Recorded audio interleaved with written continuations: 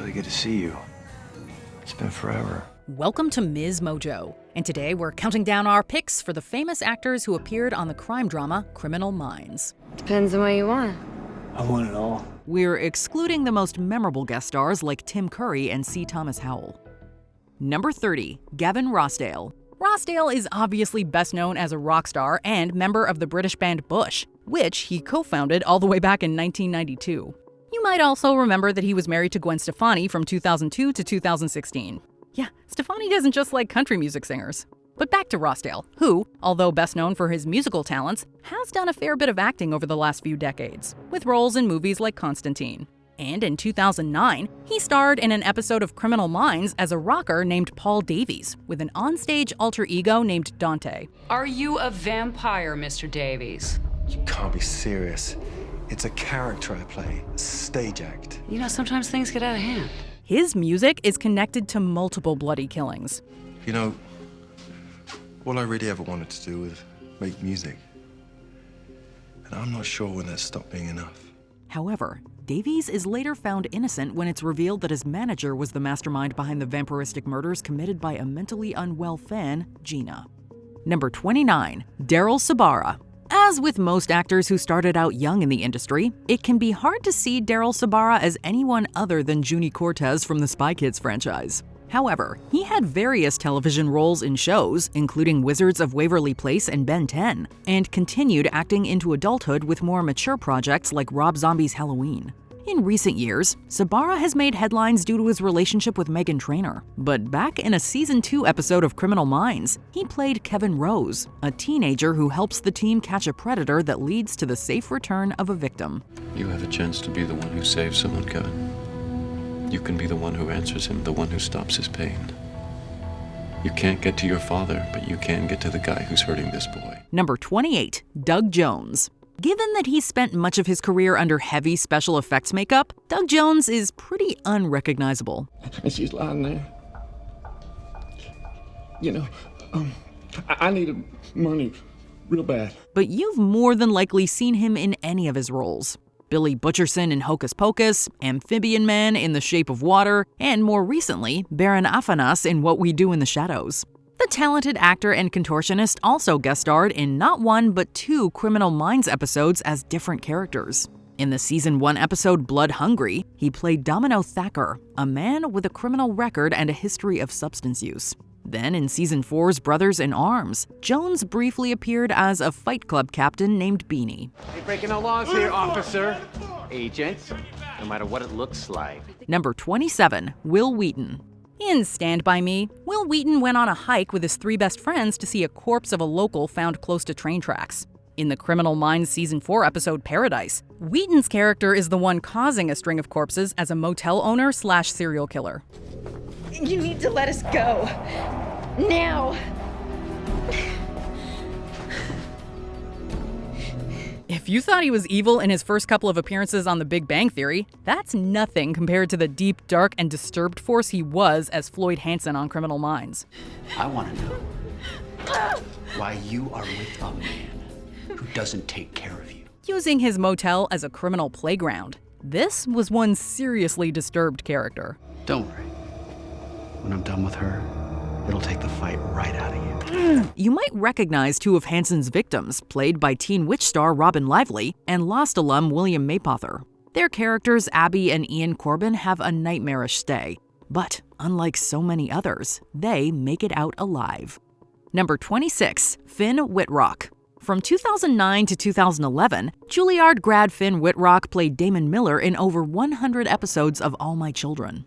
But since he starred as wealthy psychopath Dandy Mott in American Horror Story Freak Show, the actor became a Ryan Murphy regular, continuing to work with him on AHS, The Assassination of Gianni Versace American Crime Story, and Ratchet. In the Criminal Minds episode True Genius, Wittrock's Harvey Morell is a successful guy getting married until his old pal Caleb Rossmore becomes jealous. You've lost your mind. Why did things have to change? Grow up, Caleb! We couldn't keep doing the same things forever. Caleb tries to reignite their shared obsession with the Zodiac Killer by committing a string of copycat murders. It's later revealed that the former friends murdered someone together, so Harvey isn't exactly innocent, which is pretty on brand with Wittrock's other roles. You're successful, you're charismatic, you're dominant, which means that you most likely made the plans, and Caleb followed. Let me ask you this, where did you hide the body? Number 25, Dean Norris. Dean Norris played a lot of military and law enforcement roles throughout his acting career, notably DEA agent Hank Schrader on the hit series Breaking Bad. He kept the streak going in this episode of Criminal Minds, appearing as Detective John Barton, who the BAU assists in finding a missing girl, Rebecca Daniels, played by Teen Wolf alum Holland Roden. Decent people, she seems like an amazing girl, and that's all. Sometimes it's just too much. Barton is emotionally invested in the case, and when they finally save her from captivity, he comforts her. Are you okay?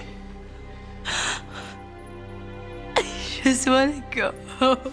And while they weren't in the same episode, Norris's Breaking Bad co-star Anna Gunn was Agent Lily Lambert on Season 10's Beyond Borders, and the spin-off series of the same name. But your essays revealed moments that forever changed the way you look at the world. It's your passion for justice. That's why you're here. That's what you need to hold on to. Number 24, Rachel Lee Cook. 2 decades after taking off her glasses, letting down her hair, and turning heads, and she's all that, Cook turned Spencer Reed's head in Criminal Minds. You strike me as being normal. All right, so let me get this straight. I'm part of your homework to locate someone normal. Well, it sounds weird when you say it like that. Cook appeared in 2 episodes, and although she and Reed had an obvious attraction, they ran into some problems right as their romance was starting. That problem being an international serial killer with a vendetta against Reed, Cat Adams. But they weathered that psychopathic storm and ended her final appearance on the show with a kiss. This was probably the worst third date ever. So is there anything I can do to salvage it? There may be one thing.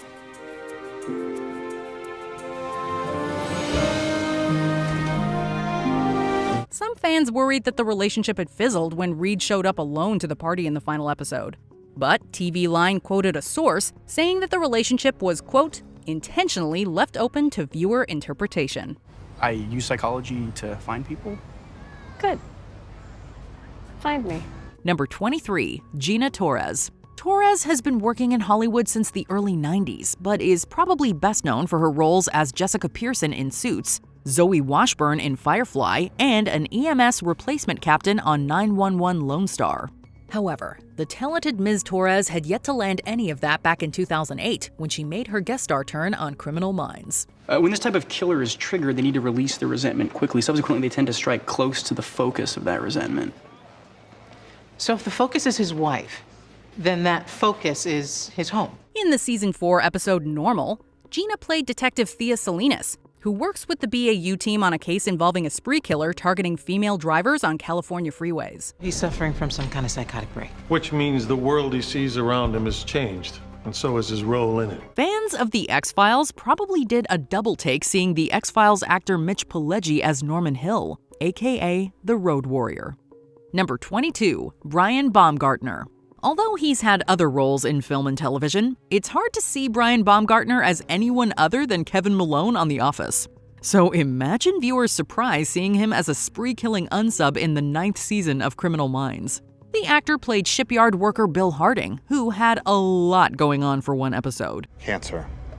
The doctor says I have 3 to 6 months to live, but it doesn't matter because most of me died when I missed that plane. He suffered from post-traumatic stress disorder after a childhood tragedy, and as an adult, he received a terminal mesothelioma diagnosis.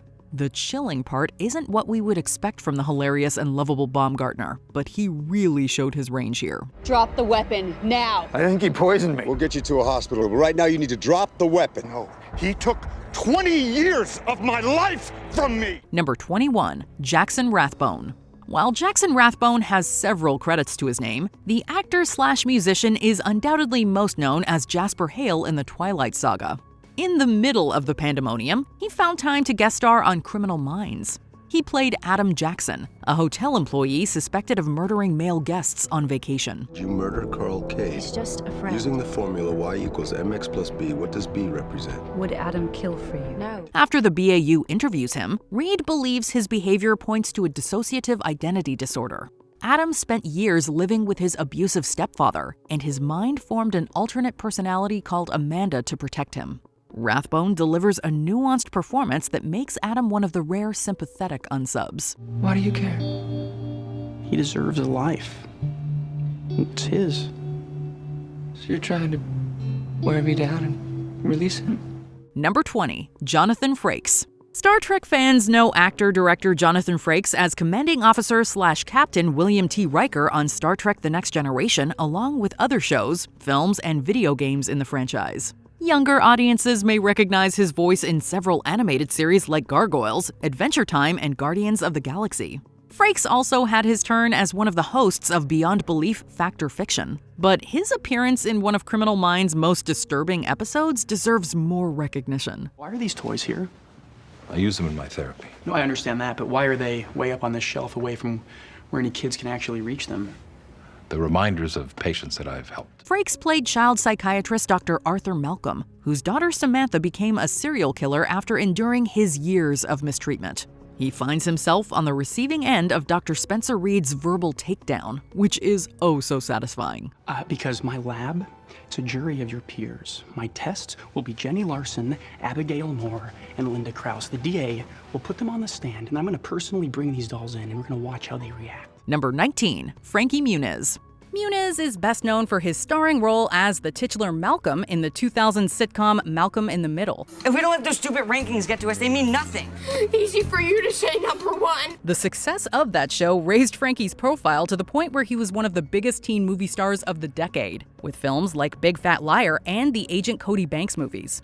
But while Muniz worked primarily in the comedy and child-friendly arena, his turn on Criminal Minds was anything but. All you have to do is say your name. Like yours? What's wrong with mine? Come on, I want something fun. Frankie went way against type as vigilante serial killer Johnny McHale in the Season 3 episode, True Night. You don't know what's out there! No one knows about the night! Don't want to hurt you, Johnny. It's okay, son. It's okay. It's one of the most tragic cases of the show, and Muniz delivered an impressive performance as a grieving artist. Number 18, Michelle Trachtenberg. You're choosing me over her. Diane, how could it be anyone else? Prove it. Michelle Trachtenberg has been a familiar face since the 1990s, starring in films like Harriet the Spy and Inspector Gadget. The budding actress also dominated the small screen in shows such as The Adventures of Pete and Pete, Buffy the Vampire Slayer, and later a recurring role on Gossip Girl. But for Criminal Minds fans, Trachtenberg was Diane Turner, the stalker unsub who killed Spencer Reed's love interest, geneticist Maeve Donovan, played by Leverage's Beth Riesgraff. I don't need her anymore. Kill her and she won't have to live with the fact that you're smarter. Spencer and Maeve only got to meet in person once before he had to witness Turner take her own life along with Maeve's. Number 17, Tony Todd. Though the actor's career spans decades, Tony Todd became synonymous with the titular Candyman when he donned the hook for the first time in 1992. He's also known as the ominous mortician William Bloodworth in the Final Destination franchise. You can't cheat death. There are no escapes. But in an episode of Criminal Minds, he played Eric Miller, an innocent man wrongfully accused of a horrific crime. Todd gives a brief but heartbreaking performance as a father suffering the devastating loss of his family while also locked up in jail. I was crazy out of my mind. I didn't know what to do. And I knew the cops were going to blame me, and they have. So you ran? Though not in this episode, the show also featured other horror icons, including Jigsaw himself, Tobin Bell. You see, this here is a family matter. And we would appreciate it if the federal government just back off. Number 16, Brad Dourif. Brad Dourif began his acting career in the 1970s, notably portraying Billy Bibbit in One Flew Over the Cuckoo's Nest, a role that earned him an Oscar nom and Golden Globe win. However, most might recognize him, well, his voice, as Charles Lee Ray, aka Chucky, in the long-running Child's Play franchise. Interestingly, his turn on Criminal Minds would involve puppets, though not of the killing variety. In Season 8's The Lesson, Durf played Adam Rain, a man who suffered damage to his prefrontal cortex, resulting in his childlike state of mind. They're ruining it. They're ruining it. I don't know what to do. Reliving the traumatic night his father died, Adam begins kidnapping people and dislocating their joints to make them into human marionettes. It is definitely one of the more disturbing episodes. We're in the middle of a performance. This is not a performance. Yes, it is a performance, and this is not how it ends. Number 15, Cheryl Lee Ralph. Before Cheryl Lee Ralph was winning Emmys for her stellar performance on Abbott Elementary, she played Hayden Montgomery, a diplomat and the second Mrs. David Rossi. The former couple reconnects after he meets Joy, their daughter who he didn't know existed. When I heard that David was coming, I didn't want to intrude. Then I realized how foolish that was. I suppose we should talk, shouldn't we? Ralph, also famous for Moesha and Sister Act 2 Back in the Habit, appeared in 2 episodes in Season 11 with her character reconciling with Rossi and getting back together. On one condition. That we call our daughter back. Together. However, their relationship ended off-screen in later seasons. Interestingly, her Abbott co-star Tyler James Williams also appeared in the show as technical analyst Russ Montgomery, though the characters are not said to be related. Wow, that sounds lonely. Sometimes it is, but we are not going to think about that right now, because what this family needs is a little sunshine. Number 14, Sydney Sweeney. Even the most avid of Criminal Minds watchers would be forgiven for not recognizing future Euphoria star Sydney Sweeney, because she's young and has very few lines of dialogue. But she's certainly made an impact. Please don't do this. Joining her in this Season 5 episode is Joshua Rush, best known for playing Cyrus Goodman in Andy Mack, though his screen time is even shorter. His appearance is a blink and you'll miss it moment. Sweeney's Danny Forrester and Rush's Ronnie Downey don't share any scenes together. However, both of their characters are victims of a family annihilator. Number 13, Ed Asner. Legendary actor Ed Asner began his career in the 1950s and worked until his passing at age 91 in 2021. His most famous role is Lou Grant, whom he played for over a decade, starting on The Mary Tyler Moore Show and later the eponymous spin-off. He also became known to younger audiences as Santa Claus in Elf and the voice of Carl Fredricksen in Pixar's Up. On Criminal Minds, Asner played Roy Brooks, Haley and Jessica's father, who made his only appearance 5 seasons after Haley died in Season 5. You and me, we're not good here. I'll never forgive you for what happened. I wish you didn't feel that way. Roy spends most of the episode making sure Hotch knows that he blames him for his daughter's death. Asner perfectly delivers the emotional lines with the not-so-subtle hostile undertone of a grieving father. There'll come a day when I won't know who she is. Just a stranger. No anger. Number 12, Ben Savage. As far as we can tell, Ben Savage has no familial relationship to Mandy Patinkin, and yet he has made a small career for himself in the 21st century playing Mr. Patinkin's younger self. Well, you got me hooked. Let's take a trip to Roanoke. You know, I want to talk to these victims' families. Maybe there's a connection between them. In 2020, he guest starred in 1 episode of the Showtime series Homeland as a younger Saul Berenson. Fräulein, I'm not who you think I am.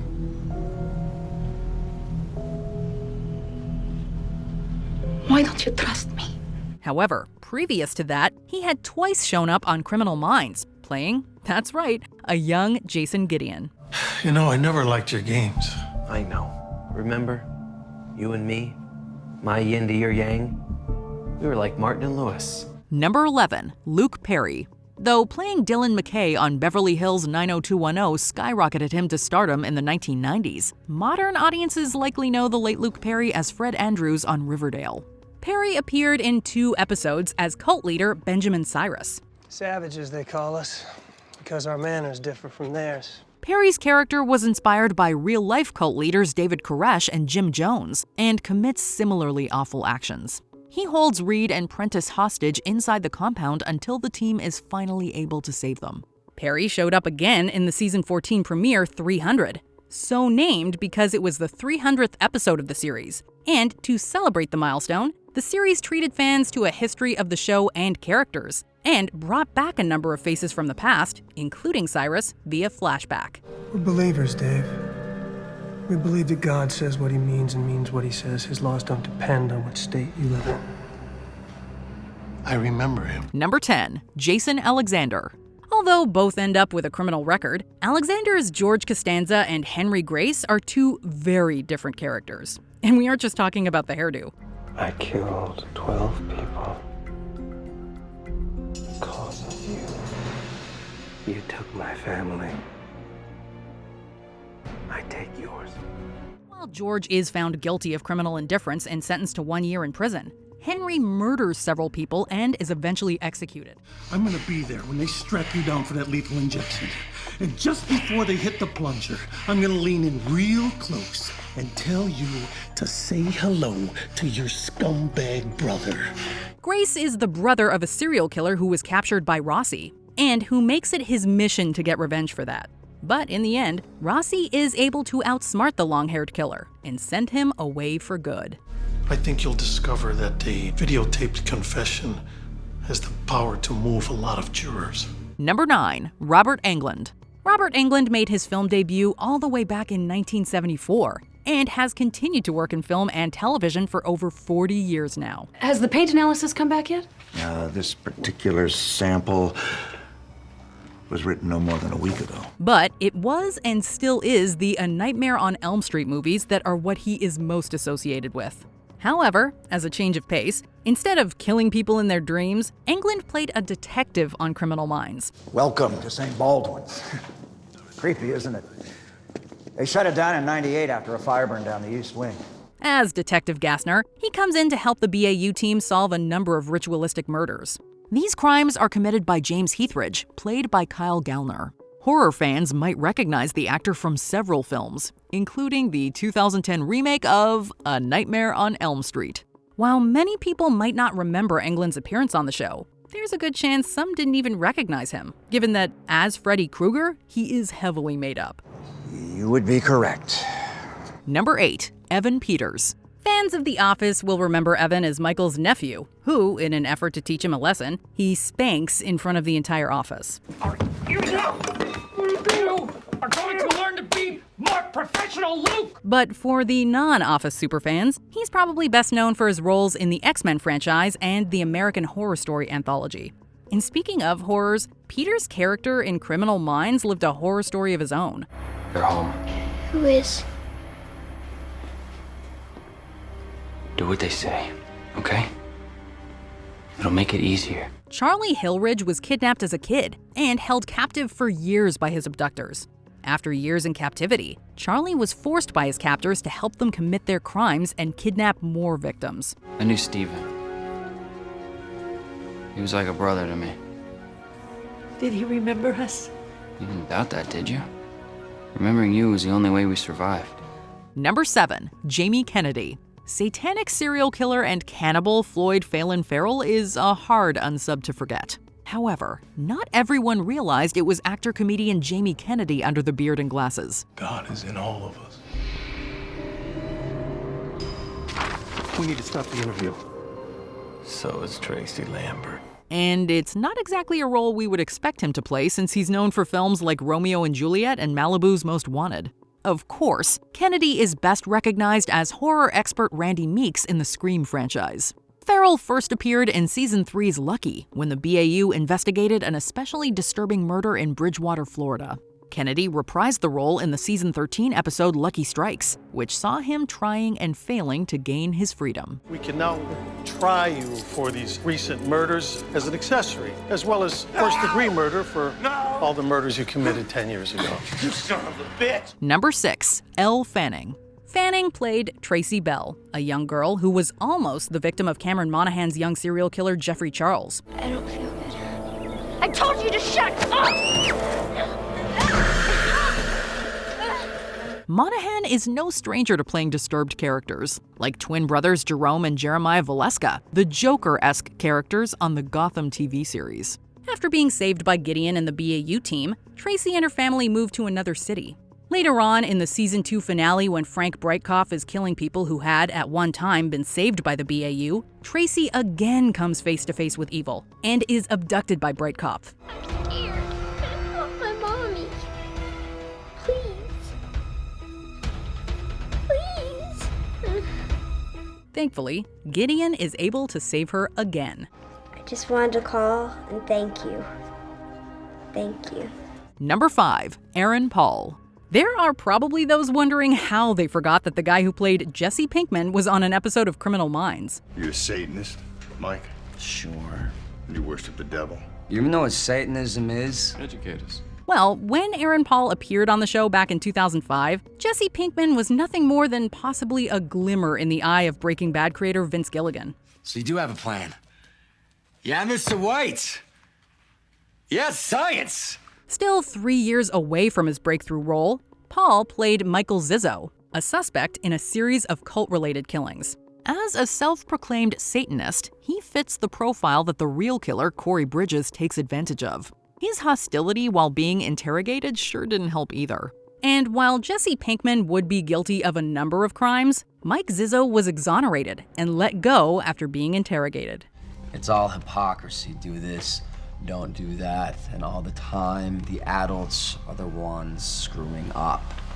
So basically, we're just atheists. Aggressively atheist. Number 4. Ariel Winter. Ariel Winter started acting very early in life, appearing on Monk and voicing animated characters in series like Phineas and Ferb. In the late 2000s, she landed the breakthrough role of Alex Dunphy on Modern Family. Winter also voiced Sofia Cordova in the Disney Junior series Sophia the First, as well as spin-off movies.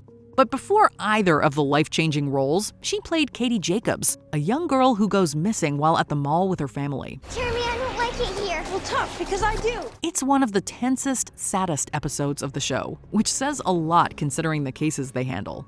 Winter doesn't have as much screen time as other supporting characters, but she's incredibly adorable and sympathetic in the brief moments we do see her.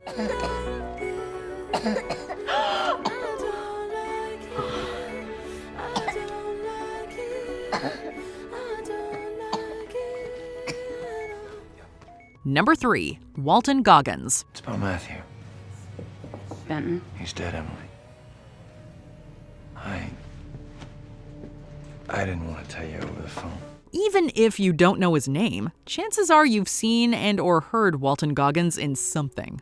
You'll find the versatile actor in several Quentin Tarantino films, including Django Unchained, along with several TV shows like Justified, The Righteous Gemstones, and Fallout. In the late 2000s, Goggins also found time to play John Cooley, an old friend of Emily Prentiss who delivers the devastating news that their mutual friend Matthew Benton died. But it's the unusual circumstances involving an exorcism that lead to an unofficial BAU investigation. They're going to stop you. They have no authority. My orders come from God. I'm not part of your congregation. You have no right to be here. Cooley almost meets the same fate, but Prentiss rescues him just in time. The episode Demonology also features actors James Remar as Tom Benton and Carmen Argenziano as Father Paul Silvano. Number 2. Matthew Lillard.